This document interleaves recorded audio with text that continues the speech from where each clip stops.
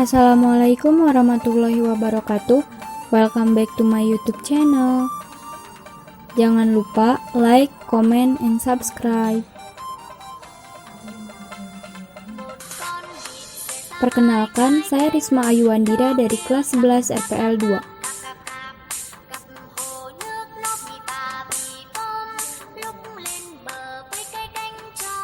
Di sini saya akan menjelaskan sejarah komputer. Tugas dari Bapak Adi Saputra Eskom.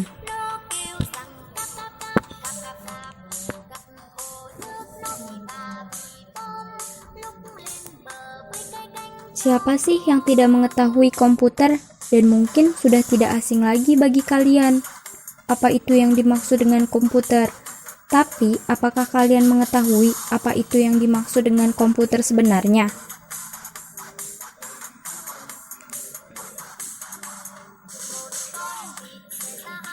Yuk kita simak baik-baik penjelasan tentang komputer. Kegunaan komputer mungkin pada zaman sekarang yang sudah kita ketahui media komputer untuk bermain game, melakukan streaming, proses editing, dan untuk bersosial media. Tapi itu kan sekarang. Lalu, apakah kegunaan komputer zaman dulu dibanding sekarang? Nah, jika kalian bertanya itu, jelas beda sekali. Kata komputer diambil dari bahasa Yunani, yaitu computare, yang artinya hitung atau alat hitung. Secara singkat, komputer ialah suatu alat yang dipakai untuk mengolah data menurut perintah yang telah dirumuskan. Jadi, zaman dahulu, komputer digunakan bukan untuk bermain game, live streaming, editing, maupun sosial media.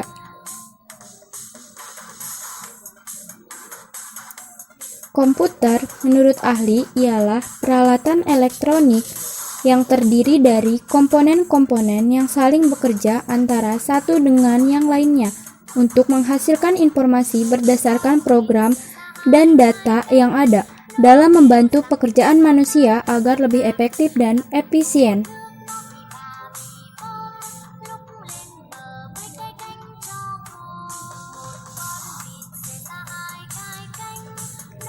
Dalam pengoperasian suatu komputer itu harus adanya hardware, software, dan juga brainware.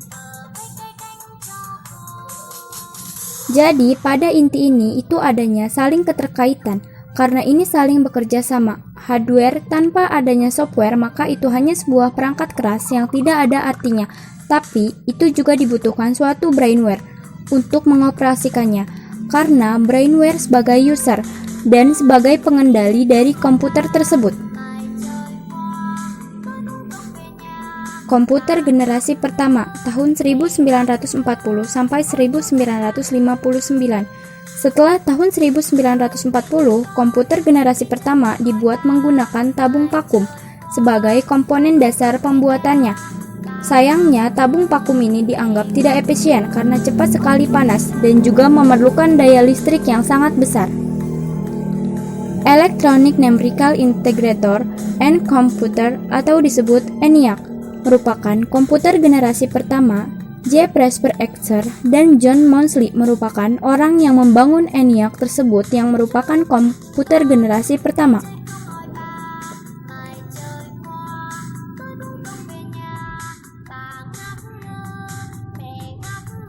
Menggunakan 18.000 tabung vakum. Di University of Pennsylvania dan memakan waktu 3 tahun.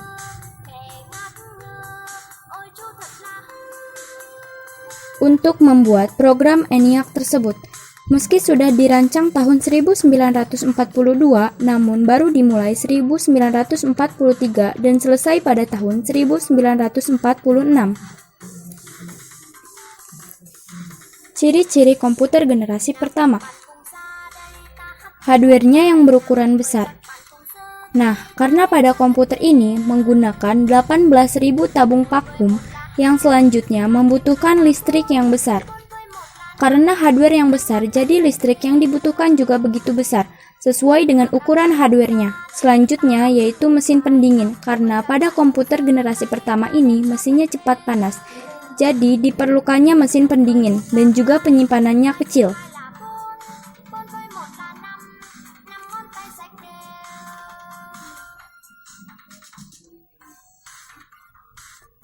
Komputer generasi kedua tahun 1959 sampai 1965.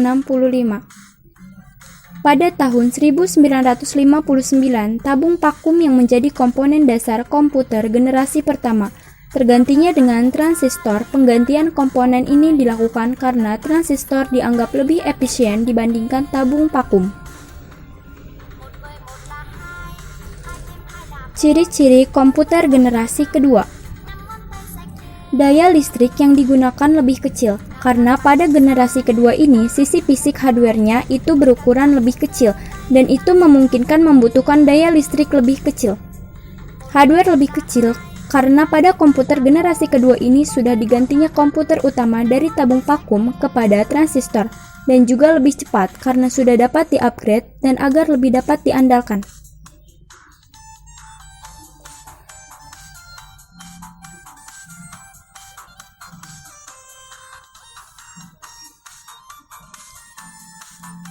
Komputer generasi ketiga tahun 1964 sampai 1970.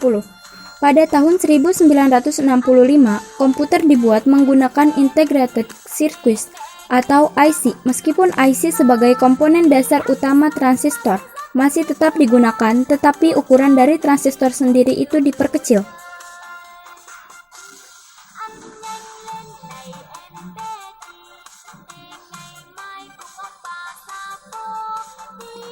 Pada generasi inilah pertama digunakan keyboard dan juga monitor dengan tampilan sistem operasi. Selain itu, biasanya yang dikeluarkan ini jauh lebih murah hingga dapat dijangkau oleh masyarakat umum.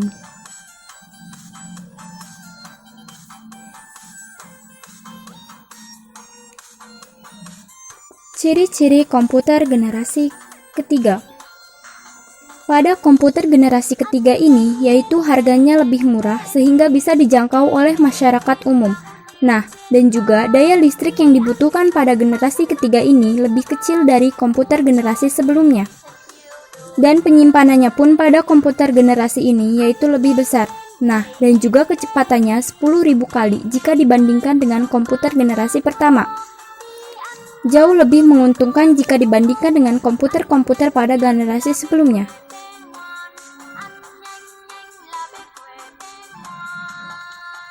Komputer generasi keempat tahun 1971 sampai 2000-an.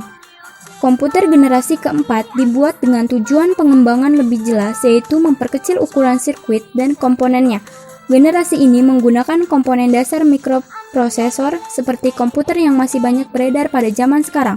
Perusahaan Intel merupakan perusahaan yang berpengaruh dalam perkembangan IC. Perusahaan ini mampu menciptakan Intel 4004 yang menjadi asal mula perkembangan komputer dengan melakukan seluruh komponen dari sebuah komputer dalam sebuah chip yang sangat kecil.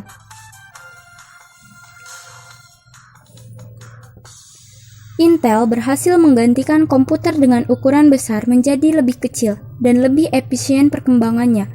Ini memungkinkan orang bisa menggunakan komputer hingga komputer tidak lagi mendominasi di perusahaan-perusahaan saja.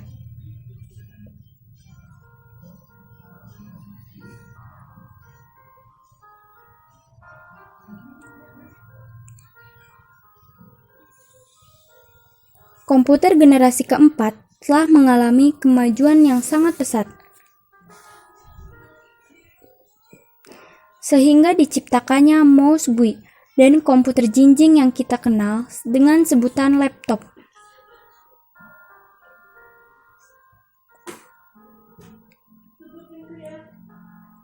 Ciri-ciri komputer generasi keempat.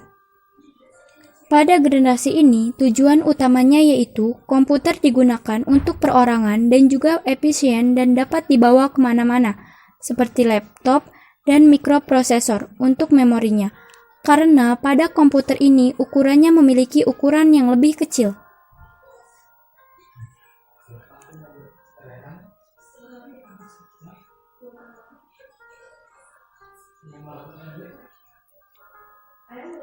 Komputer generasi kelima, sekarang sampai masa depan. Untuk mendefinisikan komputer generasi kelima ini cukup sulit karena komputer ini masih dalam proses pembuatan. Nah, fungsi yang diharapkan dari komputer generasi kelima yaitu dengan adanya kecerdasan buatan, Artificial Intelligence atau AI. Dengan kecerdasan ini, komputer yang diharapkan bisa melakukan komunikasi dengan manusia dan menggunakan masukan visual dan juga mampu belajar dari pengalamannya sendiri. Ciri-ciri komputer generasi kelima. Nah, pada generasi ini yaitu kecepatannya lebih cepat lagi dan lebih mudah dalam mendapatkan suatu informasi. Karena ini yang dibutuhkan oleh kita pada masa depan menjelang selanjutnya lebih banyak bisa membantu kegiatan manusia. Karena pada komputer ini lebih banyak digunakan untuk suatu pekerjaan dan fiturnya semakin banyak. Karena pasti banyak aplikasi baru yang bisa membantu kita dalam suatu kegiatan sehari-hari.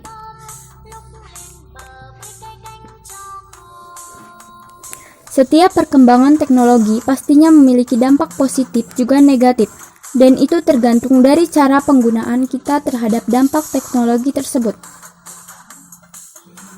Sebagai contoh dalam dampak positifnya dengan perkembangan komputer itu memungkinkan kita bisa terbantu oleh komputer dalam menyelesaikan suatu pekerjaan atau tugas sekolah. Dan dampak negatifnya mungkin kita bisa menjadi orang yang bermalas-malasan karena komputer tersebut, dan itu tergantung dengan cara kita dalam menghadapi perkembangan komputer tersebut. Oke, mungkin cukup sekian video pembahasan tentang sejarah komputer dari generasi ke generasi. Terima kasih. Wassalamualaikum warahmatullahi wabarakatuh.